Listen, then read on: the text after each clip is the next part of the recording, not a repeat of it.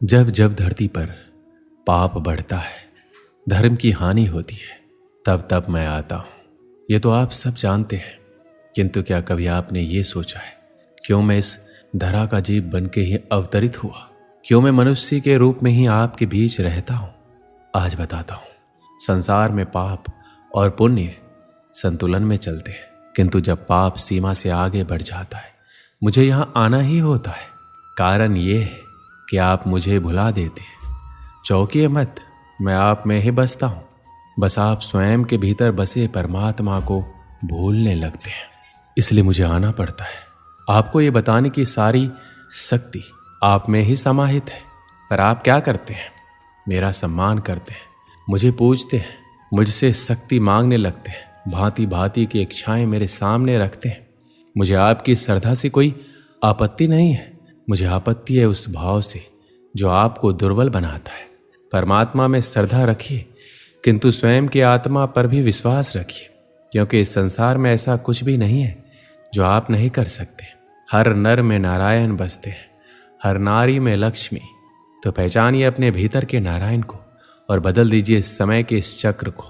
मुझे प्रसन्नता होगी मेरे अवतार लेने का वास्तविक प्रयोजन आपको समझ आया तो शंका त्याग कर शंकर बन जाइए, अन्यथा कंकड़ के समान रहना होगा। एक बार सच्चे दिल से बोलिए राधे राधे। श्री कृष्ण कहते हैं, कभी आपने सोचा है इस संसार में हम सबसे अधिक किससे जुड़े हैं? अब कोई कहेगा माता पिता, कोई कहेगा मित्र, कोई कहेगा पत्नी, तो कोई कहेगा संतान। नहीं, यदि इस संसार में हम किसी से जुड़े हैं तो वो है समय। समय ही हमारा भूत है, समय ही हमारा वर्तमान है और समय ही हमारा भविष्य है। और हम क्या करते हैं? सबसे अधिक जुड़े समय को, सबसे बहुमूल्य संपत्ति को हम नष्ट कर देते हैं। कोई भविष्य के ऊंचे सपनों को बुनता है, कोई बीते कल को कोसता है, किंतु तनिक सोचिए, बीता कल आपके सोच विचार करने से बदलने नहीं वाला, और भविष्य के विषय में सोच विचार करके यदि आप अपना वर्तमान नष्ट कर देते तो आपका भविष्य भी बीते कल की ही भांति होगा। इसलिए आज के विषय में सोचिए, उसे उत्तम बनाइए। आपका भूतकाल और आपका भविष्य अपने आप उत्तम हो जाएगा। श्री कृष्ण कहते हैं, मनुष्य का स्वभाव है कमाना, संग्रह करना, फिर चाहे वो धन हो, नाते हो, संबंध हो या प्रसन्नता। परंतु क्या आपने कभी सोचा है नियति ने ये संग्रह करने की प्रकृति मनुष्य में क्यों डाली? एक बीज से पौधा पनपता है, उसके भोजन से फल संग्रहित होता है। क्यों? इसलिए ताकि वृक्ष उसे स्वयं खा सके? नहीं, बल्कि इसलिए ताकि वो भूखे जीवों में बांट सके। अब आप पूछेंगे इसमें वृक्ष का क्या लाभ? लाभ है, क्योंकि जो बांटता है वो मिटता नहीं। जो फल ये जीव खाते हैं वो उसके बीजों को वातावरण में बिखेर देते हैं, जिससे जन्म लेते हैं नए वृक्ष। उसकी जाति, उसका गुण, उसकी मिठास समर हो जाती है। इसलिए याद रखिए, अमीर होने के लिए एक एक क्षण संग्रह करना पड़ता है, किंतु अमीर बनने के लिए एक एक कण बांटना पड़ता है। श्री कृष्ण कहते हैं, संसार में सबसे बड़ी शक्ति क्या है? अब आप में से कुछ कहेंगे शस्त्र की, कोई कहेगा बुद्धि की, तो कोई कहेगा बल, किंतु ये सब अधूरे हैं। संसार में सबसे बड़ी शक्ति है मित्रता। यदि सच्ची मित्रता प्राप्त हो जाए तो वही सबसे बड़ा धन है।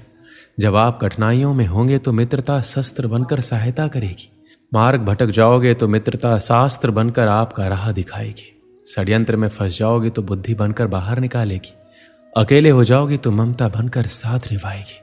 तो यदि इस संसार में कुछ कमाना है तो धन नहीं, मित्रता कमाओ। स्मरण रखिएगा, यदि इस संसार में मित्रता बनाना आपकी सबसे बड़ी दुर्बलता है तो आप इस संसार के सबसे शक्तिशाली प्राणी हैं। श्री कृष्ण कहते हैं, जब से मनुष्य जाति का अस्तित्व बना है तभी से युद्ध भी अस्तित्व में आया। युद्ध जो कभी धन का द्वंद्व बन के सामने आता है तो कभी सुरक्षा का हथियार बनकर, कभी विजय की भूख के लिए तो कभी पराजय टालने के लिए। किंतु वास्तविकता तो ये है, यदि आपको आगे बढ़ना है तो बाधाओं से युद्ध तो करना होगा, परंतु युद्ध के लिए सज्ज रहना इतना महत्वपूर्ण नहीं जितना महत्वपूर्ण है ये समझना कि युद्ध को टाला कब जा सकता है। क्योंकि सबसे सफल युद्ध वही होता है जो कभी लड़ा ही ना चाहे। आप युद्ध में विजय प्राप्त करके स्वयं का मान तो बढ़ा लोगे, किंतु अपना बल खो दोगे। इसलिए जहां तक हो सके युद्ध को टालो, इस शक्ति को संग्रहित करो, ताकि जब ये युद्ध धर्म बन के सामने आए आप उसे पूरे बल के साथ लड़ सको। श्री कृष्ण कहते हैं, मन बड़ी ही विचित्र कृति है। यह मन शरीर के किस अंग में बसता है कोई नहीं जानता, किंतु संपूर्ण शरीर इस मन की इच्छा साकार करने के लिए प्रयास करता रहता है। अब यदि मन कुछ खाने का करे तो व्यक्ति उसकी इच्छा साकार करने का माध्यम ढूंढता रहता है। अब यदि मन किसी को शत्रु समझ ले तो व्यक्ति उसे नष्ट करने का हर संभव प्रयास करता है। अब यदि मन किसी से प्रेम करे तो उसकी प्रसन्नता के लिए हर सीमा लांघने के लिए सज्ज रहता है। परंतु जीवन सुखद हो इसके लिए यह आवश्यक है कि मन खाली रहे, जैसे एक बांसुरी की भांति।